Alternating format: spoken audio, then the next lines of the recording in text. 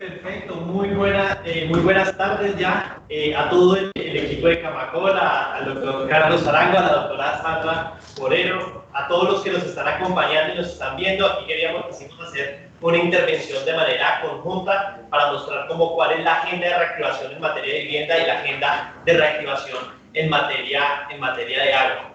La idea es mostrarles, en este caso, digamos, para no repetir los contenidos que usualmente ustedes ya conocen de materia de reactivaciones, ¿qué significa este plan de vivienda en el marco de lo que es esta estrategia de reactivación y comparado con lo que ha sido, digamos, las experiencias internacionales de cómo el país ha tomado este sector en serio y quiere que sea uno de los ejes más importantes en todo el plan de reactivación de la economía y de recuperación de los puestos de trabajo?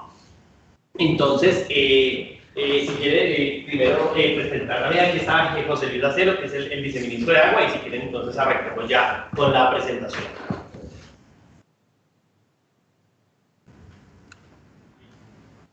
Entonces, el primer mensaje es que, trabajando de manera articulada con todo el sector, una de las primeras cosas cuando tuvimos el proceso de aislamiento y sabíamos las consecuencias negativas que íbamos a tener en materia de empleo, fue pensar en la vivienda como este eje central de reactivación. Es algo que a nivel internacional ya es conocido. Todas las estrategias contracíclicas, probablemente que han tenido la mayoría de países en el mundo, después de la Gran Depresión, han tomado al sector de construcción como ese eje en el plan de reactivación. Después de la Gran Depresión, después de la Segunda Guerra Mundial, siempre que hay un choque muy fuerte, este empieza a ser uno de los ejes más importantes. No solamente por la intensidad en la generación de empleo, sino también por el efecto que tiene en los encadenamientos productivos. Hay unas experiencias internacionales de cómo ha sido esta evolución y cuál ha sido como la experiencia que han tenido los países a través de los distintos programas. Aquí, uno de los primeros ejes fue el lanzamiento de los 200.000 subsidios de vivienda. Ustedes ya lo conocen, ya están funcionando los 100.000 subsidios de vivienda de interés social y los 100.000 subsidios del segmento Novis, que son los 438.000 pesos a la cuota. Conocen los cambios que hubo en el diseño de política, pero ¿qué significan 200.000 subsidios en un periodo de tiempo tan corto? Es un número de subsidios como para construir una ciudad del tamaño de Cúcuta, de donde es el vice Acero. Es como para construir un país del tamaño de Luxemburgo. O sea, nosotros vamos a construir ese país con subsidios en menos de 2 años. Esa es nuestra gran apuesta. Es la capacidad de llenar 7 veces el Camp Nou y casi que llegar a la mitad de familias cafeteras del país, donde hay más de 400.000 familias cafeteras. ¿Qué significan estos 200.000 subsidios en perspectiva frente a nuestra historia, frente a la historia de la región y frente a las políticas de reactivación? Entonces, los 200.000 subsidios respecto a los distintos programas que hemos tenido en materia de densidad de subsidios, es tal vez el programa que más densidad de subsidios haya tenido el país. Es alrededor de 66.000 subsidios por año. Es una densidad muy importante y muestra la profundidad y la importancia que nosotros le dimos a este programa en el marco de la emergencia y qué tan profundo es el estímulo que estamos dando. Entonces, probablemente comparado con los programas de vivienda que tiene el país, este es el programa más ambicioso en materia de densidad de subsidios por año. Y esto nos parece muy importante porque es haciéndole frente de manera decidida al efecto negativo provocado por la emergencia sanitaria y económica. ¿Qué significan estos subsidios frente a la historia de la región? Significa más de 530% de subsidios asignados, digamos, por ejemplo, respecto al programa Procrear de Argentina entre el 2016 y el 2018, más del 20% de los subsidios asignados por los países de la Alianza del Pacífico en 2019. Es impresionante, o sea, más que los 4 países juntos, es un 20% más esta densidad de subsidios y más de 40% de subsidios per cápita respecto a el programa en Brasil entre 2017 y 2019. Entonces, esto desde una vista también, no solamente desde la perspectiva histórica de lo que ha sido la densidad de subsidios respecto a Colombia, sino también respecto a las experiencias que tenemos en la región, es un programa muy ambicioso. Y finalmente, frente a las políticas de reactivación en cuanto al volumen de recursos, es probablemente el más ambicioso que se ha tenido respecto a nuestros pares regionales. Esto para decir que el país, que nosotros, y esto no solamente del sector público, sino nosotros como país, le hemos apostado a la construcción. Creemos que este es el sector que nos va a ayudar a contratar la mayor cantidad de personas y a reactivar la economía de manera decidida.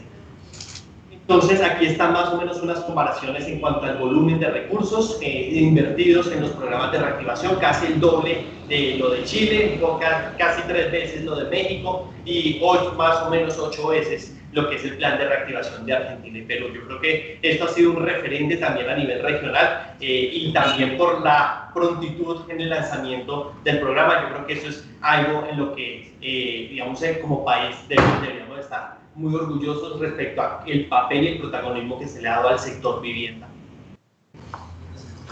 Creemos que avanza a muy buen ritmo. Vamos a tener unos retos muy importantes en cuanto a los 100.000 BIS y los 100.000 no BIS. Acá me gustaría también contarles un tema que hemos trabajado de la mano de ustedes, de la mano de todos los constructores, de la mano de Camacol, y ha sido el tema de la continuidad de los subsidios.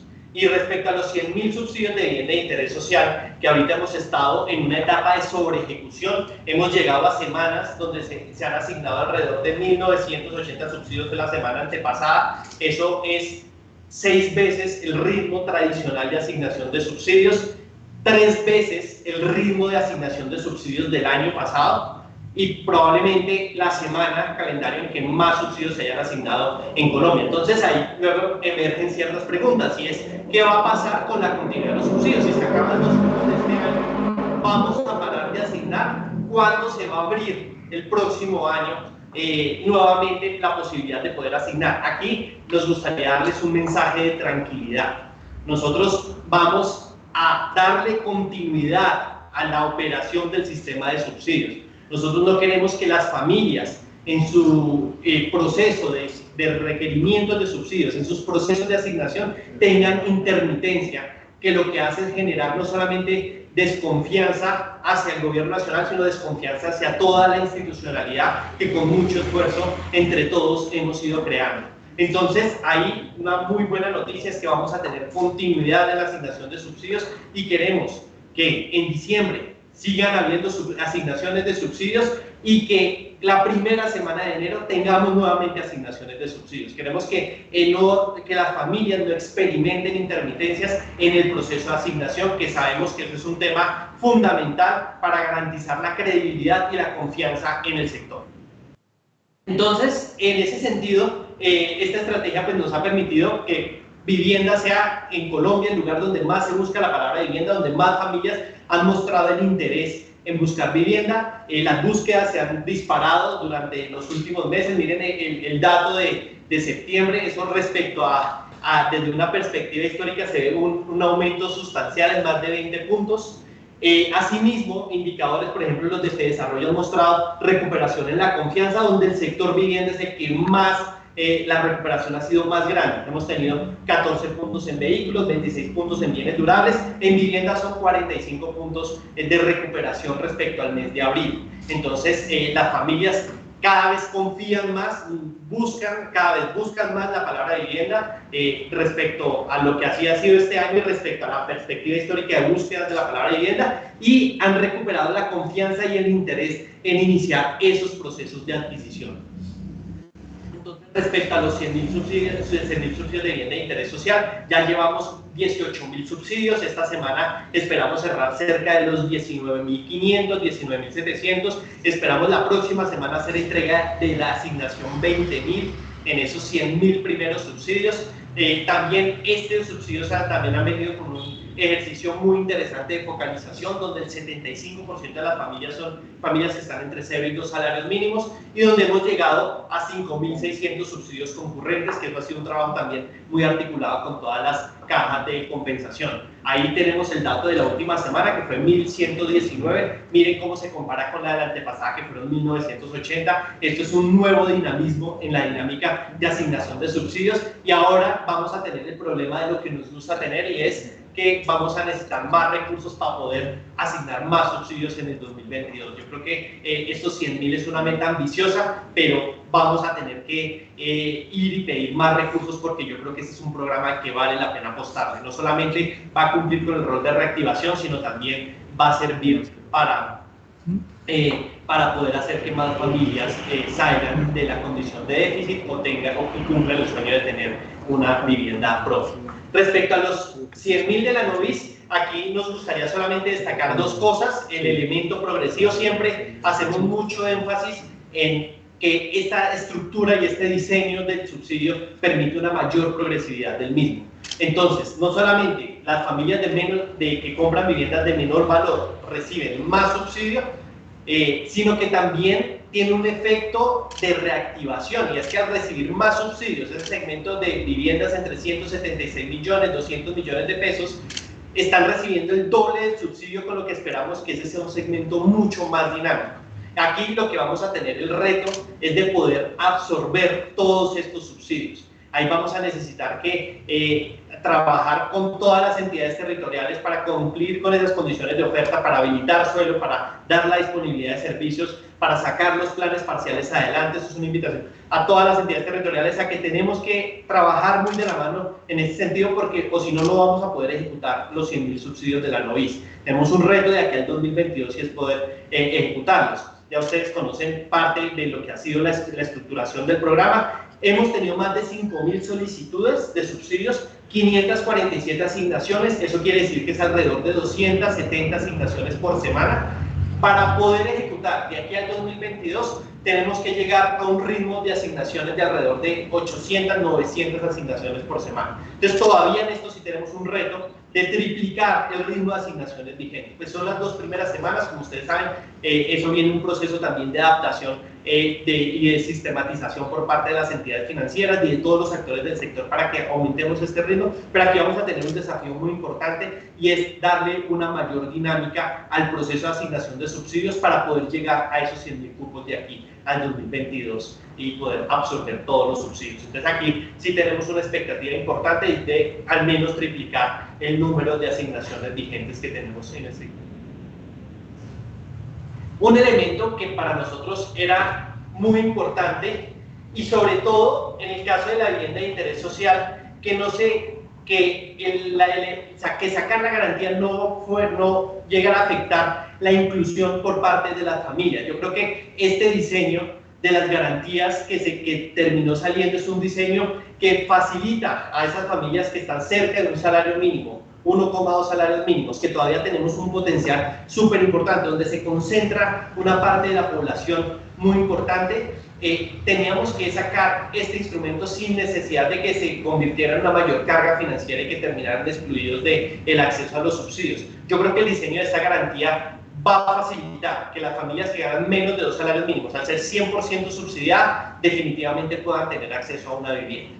Y esto nos va a mejorar el ritmo de ejecución de las mismas, y aquellas familias que también están en la Novis y que les falta algún elemento de información adicional, les falta en el análisis de riesgo algo adicional para poder tener acceso al subsidio, poder tener el cierre. Son más de 3 billones de pesos que vamos a tener garantizados, 54 millones en operaciones con garantía, que nos cuesta alrededor pues a la nación 82.000 millones de pesos las subvenciones de esa garantía. Entonces ya ustedes saben, son 100% de subsidio a aquellas que están entre 0 y 2 y 70% de subsidios a aquellos que están entre 2 y 4. Y una garantía que es opcional a cargo del comprador para aquellos que están en el segmento Novis. Entonces este es un segundo instrumento que desde el punto de vista operativo ya está más automatizado, ya está el momento de la marcación en que se hace con la garantía, y algo que era muy importante, y es que fuera la asignación de la garantía, o al menos la garantía de que se va a dar esa asignación previo al estudio de crédito, porque si se hace después no vamos a tener el mismo efecto sobre inclusión y sobre cierre financiero. Yo creo que eso, después de un trabajo articulado con el Fondo Nacional de Garantías, ya se logró, y es que antes del análisis que haga la entidad financiera, si sabe que cumple las condiciones de mi casa ya, pues cumple las condiciones también para el acceso a la garantía y pueda hacer la evaluación de crédito asumiendo que existe la garantía, y con eso incluir a la mayor cantidad de gente posible. Ese era un elemento que teníamos ahí, digamos, un desafío operacional que yo creo que también ya se ha dado por solventado. Entonces, ¿cuáles han sido como los efectos? Ustedes los conocen, unos datos de ventas importantísimos que aquí están los de galería, pero los de coordenador para muestran también esa misma recuperación en forma de B, donde tenemos unas ventas de 18.000 unidades, más o menos 13.000 en el segmento BIS y unas 5.000 en el segmento no BIS. Crecimientos de 2 dígitos en ambos casos, un 43% en el caso de las viviendas de interés social y 16% en el caso de la vivienda no BIS. ¿Cuál es el reto ahora? Mantener este ritmo. En el caso de la BIS, mantener unos niveles de ventas similares mes por mes durante los siguientes meses, que no vayamos a tener nuevamente un descenso en las ventas. Yo sé que para lograrlo necesitamos garantizar la continuidad de los subsidios. Si no tenemos continuidad en los subsidios, vamos a tener mayores volatilidades en las ventas y eso es lo que no queremos. Queremos que esto sea una recuperación sostenida, que sea una recuperación que nos libere de estas incertidumbres y que nos permita mantener esa experiencia de las familias de manera continua, así lleguemos a final de año y tengamos cambio de año, podamos seguir teniendo esa experiencia. En las ventas de la Novis, pues vamos a tener el reto de tener que mejorar la asignación de subsidios, pero ya mire que hay unas primeras muestras de recuperación. En materia de iniciaciones, digamos que esto se va a ir viendo a medida que es de posterior a lo que vaya pasando con las ventas, vamos a ver una mejora en las iniciaciones, aunque este mes pues ya se muestra un crecimiento también del 17%, y en iniciaciones no BIS, que es un dato muy alentador, es 44%, un nivel incluso que no habíamos tenido durante el último año, y creo que es una muestra de confianza del sector y una muestra de confianza al plan de estímulos que se ha diseñado desde el gobierno nacional. En nivel de ocupados, aquí estamos a la expectativa de que vaya a pasar con el mes de septiembre. Miren que nosotros teníamos en julio un nivel superior de empleos al que teníamos en julio del año pasado. Es muy difícil encontrar un subsector que tenga ese comportamiento, y en nivel de agosto estamos alrededor de 10.000 empleos menos de lo que había el año pasado. Si no estoy mal, es cerca de 900.000 empleos lo que se tenía en el mes de agosto del año pasado. Entonces, decir que estamos con un sector que primero, donde se pierden casi 400.000 empleos, 340.000, 350.000 empleos en el mes de abril, pero donde se recupera 400.000 empleos entre abril y agosto, y donde recuperamos el nivel de empleo que teníamos el año pasado. Yo creo que en este momento el empleo es tal vez el principal desafío que enfrentamos como país, y hablar de un sector que ya recuperó el nivel de empleos que tenía el año pasado y que probablemente va a seguir generando muchísimos más empleos en los meses que se vienen, y que va a ser uno de los ejes jalonadores del empleo del país, es un mensaje muy valioso y es un mensaje de agradecimiento pues, a todos los constructores que le han apostado a esto y que le han apostado a contratar más gente y a sacar las obras adelante y de manera más rápida para poder apostarle al empleo y a tener y que las familias tengan una fuente de ingreso sostenible. Entonces yo creo que este también es un mensaje muy importante en cuanto a las últimas cifras que tenemos de empleo y a la espera de lo que vaya a pasar en el mes de septiembre. Con esto, ¿qué esperamos en las distintas dimensiones? Esperamos que el crecimiento promedio de edificaciones pase de -5, que era lo que teníamos entre el 17 y el 19, con los desafíos que ustedes ya conocen, a un crecimiento positivo de más del 6%, donde el subsector de edificaciones el próximo año, por supuesto, que será superior a los 2 dígitos. Ahí el equipo en las estimaciones dice que puede ser incluso superior al 20%, sobre todo teniendo en cuenta por el periodo de aislamiento de este año, que uno esperaría se repitiera el próximo año, y con lo cual podríamos crecer a más de 20 puntos. Esperamos un empleo superior a 1 millón y llegando a 1.300.000 puestos de trabajo, 200.000 empleos más de los que se están generando en este momento. Esperamos unas iniciaciones también por encima de los 100.000 en el segmento BIS y más de 50.000 en el segmento no BIS, recuperar este ritmo de iniciaciones, y en ventas anuales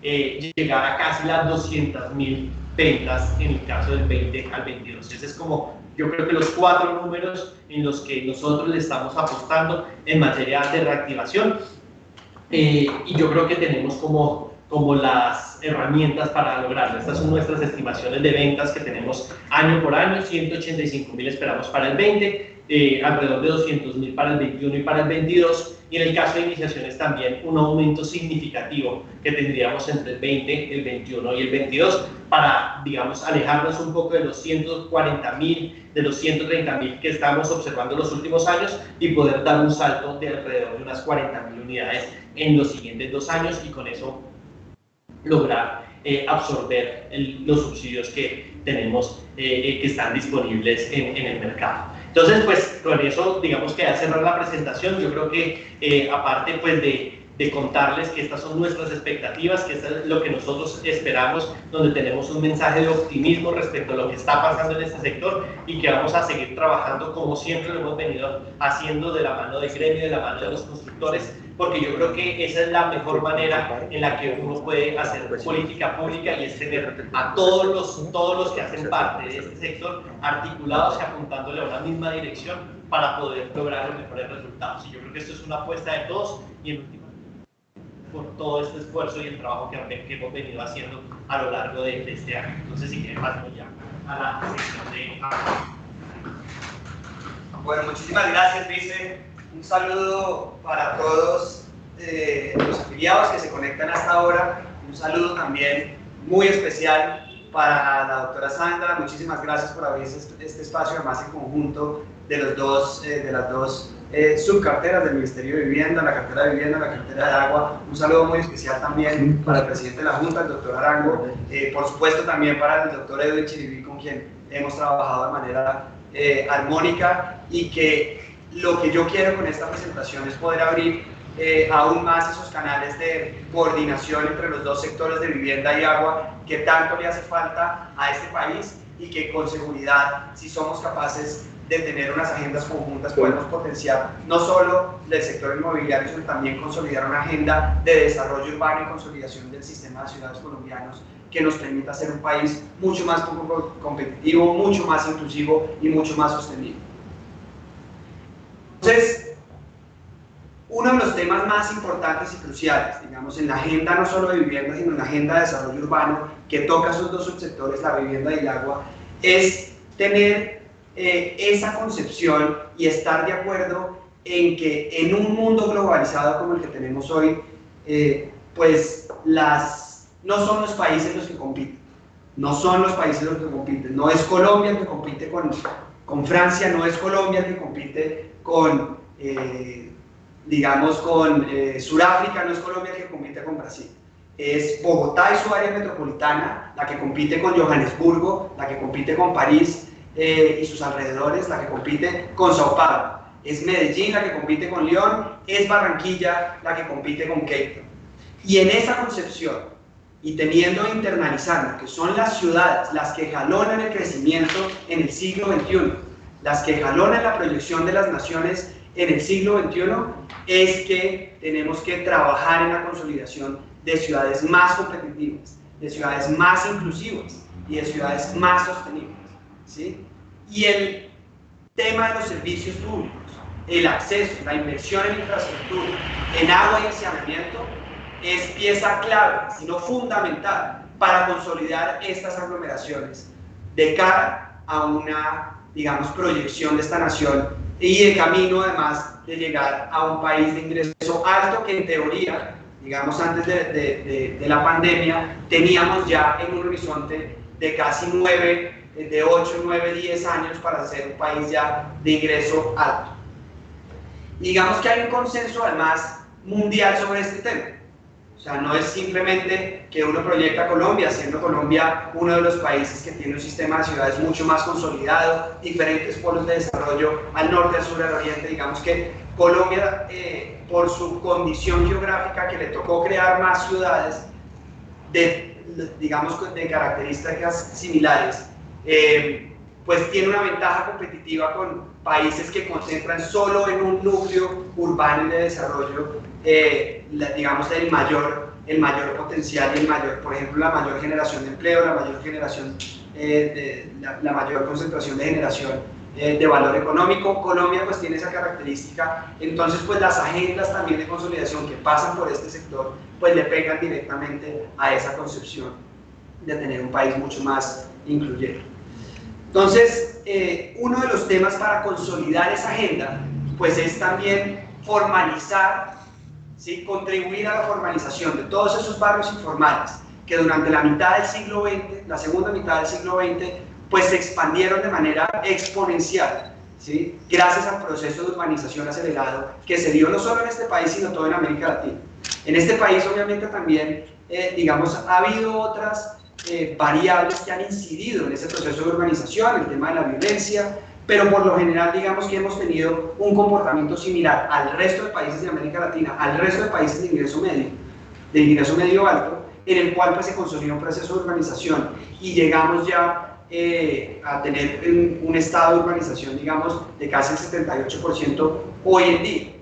Pero entonces tenemos ese rezago de todas esas, digamos, asentamientos informales en las ciudades que todavía no logran consolidarse, y hasta que no podamos incluirlos y hasta que no, digamos, los internalicemos también en nuestra función de producción y en nuestra función de costos, ¿sí? No podremos tener ciudades y aglomeraciones consolidadas y con proyección a nivel global. Hoy en día en Colombia, digamos que ya tenemos un nivel de acceso a agua potable y saneamiento básico, digamos, bastante comparado con el resto de América Latina, es un dato positivo. Nosotros estamos por encima del 92% en el acceso a agua potable y saneamiento básico. Estamos también por encima del promedio de América Latina en saneamiento básico, que estamos ya llegando al 90%. Sin embargo, eso esconde las brechas que hay, no solo en el sector urbano, ¿sí? En donde el sector urbano y rural, en donde los sectores urbanos ya estamos en el 97-98%, casi llegando a la universalización. Mientras que en los sectores rurales estamos en cerca del 72%, pero también esconde la diferencia y la brecha que hay con los barrios informales. Entonces nosotros tenemos una Colombia con un 97% en promedio, pero con unos barrios informales con un promedio del 60% de acceso a agua potable y a saneamiento, que es inclusive menor que el promedio que hay en los sectores rurales. Y es lo mismo los otros dos indicadores principales que nosotros tenemos siempre como, digamos, en la mente, que es la continuidad del agua. Entonces puede que haya algo de redes, pero no tenemos entonces una continuidad del servicio, y el más importante y digamos más fundamental de todos, que es la calidad del agua. Porque entonces, si en estos barrios, digamos, si en estas ciudades no se está accediendo a buena calidad del agua, pues también eso tiene incidencia directa sobre la capacidad de las familias en ser mucho más productivas, tiene incidencia directa sobre el tema de la pobreza, tiene incidencia directa también sobre la salud. Entonces, esas son cosas que le siguen, que le restan, ¿sí? Que tenerlas no le suman a las ciudades, pero no tenerlas le restan en sus índices de competitividad comparado con otras ciudades en el mundo.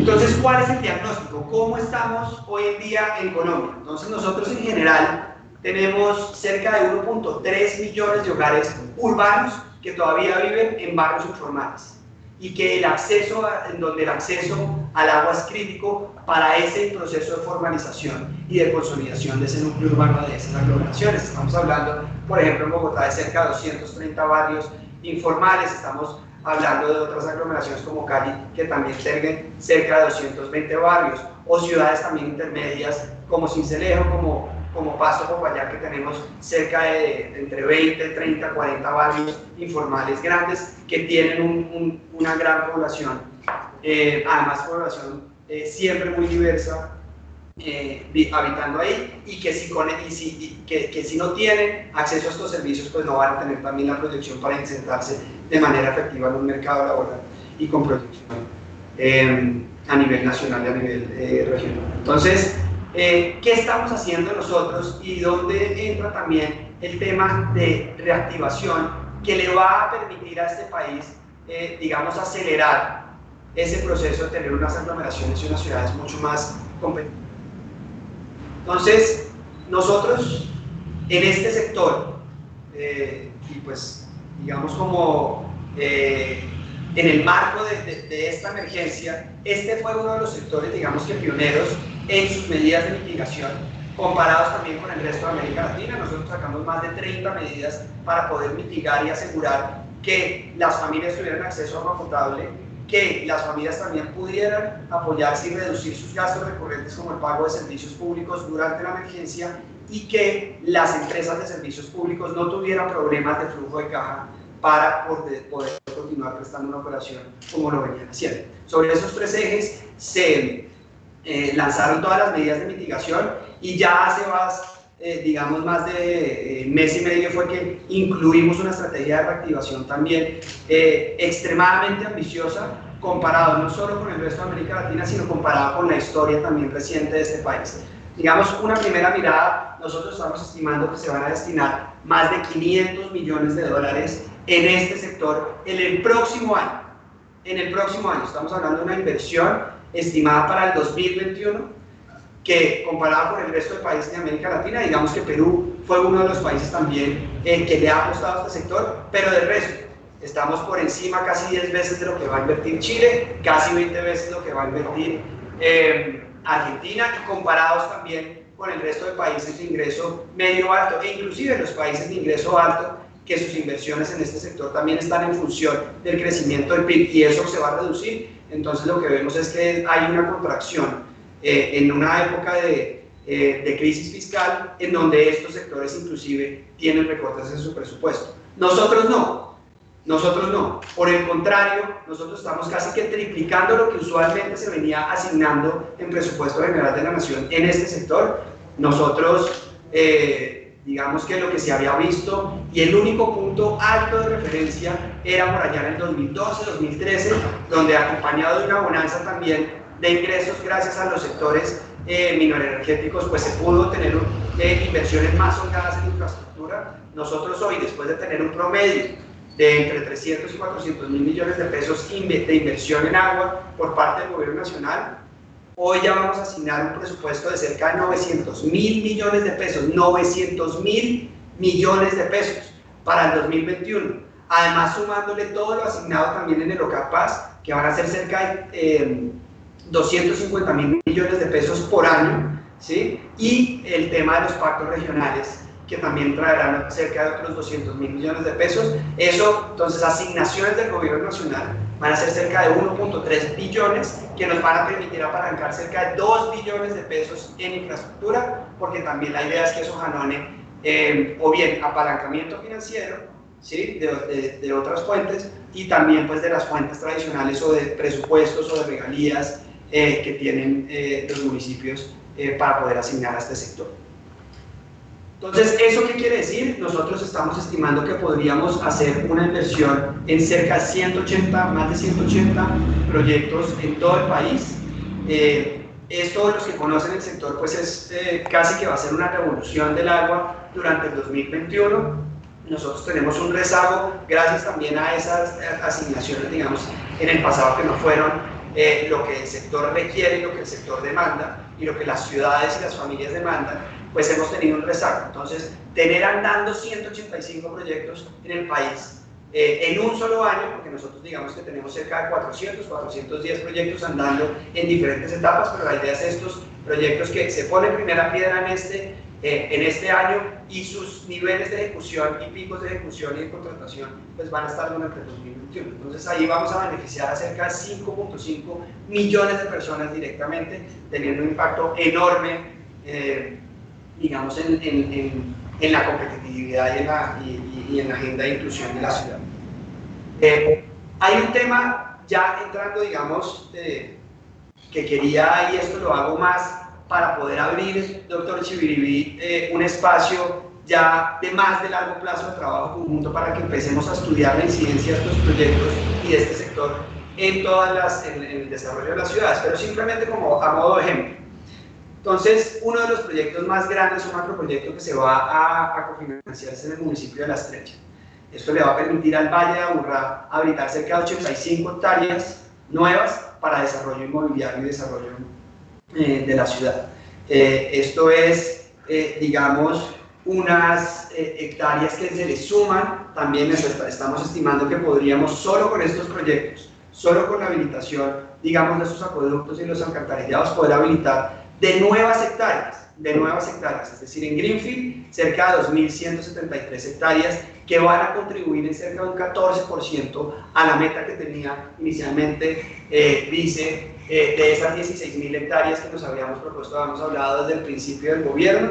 Acá desde este sector vamos a aportar cerca del 14% de nuevas hectáreas. Esto no quiere decir que a través de estas intervenciones pues también se van a habilitar y se va a poder facilitar, por ejemplo, todos los procesos de renovación urbana que también están en las ciudades y que además van a facilitar también que los planes parciales, deberían facilitar también que los planes parciales se muevan mucho más rápido en los principales centros urbanos del país y también pues en las ciudades intermedias, que les entre un dinamismo en el desarrollo económico, que esto también pues repercute en la agenda de consolidación de las ciudades, que también pues nos une con ustedes en Camacol.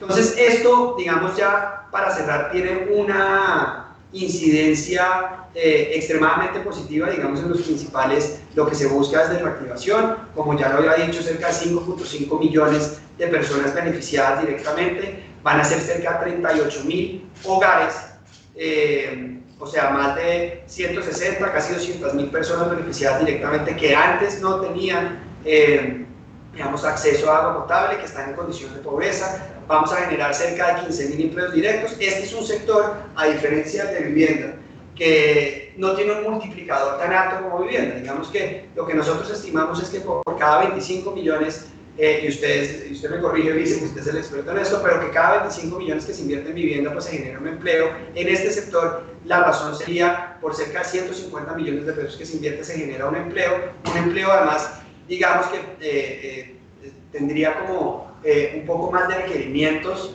de empleo, digamos que es un empleo digamos con mayor requerimientos laborales. Entonces, estamos esperando generar cerca de 15.000 empleos directos en todo el país, que tienen una incidencia muy importante en la reactivación de las economías locales, y además estimamos que podríamos, aparte de esos 2 billones de pesos de inversión específicos en las infraestructuras de este sector, pues generar encadenamientos en cerca de 1.2 billones de pesos en demandas de otros usos, como por ejemplo concreto, como por ejemplo aceros, como por ejemplo partes, por ejemplo, también igual en la cadena de suministros y logística de transporte. Entonces digamos que esto, desde el punto de vista keynesiano también, para los que son economistas, pues es algo que nos puede ayudar a reactivar el país de manera significativa. Nosotros estamos estimando que podríamos tener una incidencia cerca de entre 1.4 y 1.6 puntos adicionales de crecimiento en las obras civiles gracias a para el próximo año, gracias a este empujón en este sector. Entonces, pues, digamos que acompañamos también la agenda de desarrollo inmobiliario, además la agenda de desarrollo urbano que tienen en conjunto con Camacol. Así que para mí, pues es un placer estos espacios. Para los que ya sabían y los que varios de ustedes ya sabían y los que no, pues mi vida pasada siempre pasó por estudiar los temas de vivienda y desarrollo urbano cuando yo estaba en el Banco Mundial. Entonces para mí es un placer poder compartir este espacio con ustedes y continuar también profundizando esta agenda de trabajo conjunto entre los dos sectores. Muchas gracias. Por favor, dejar de compartir pantalla.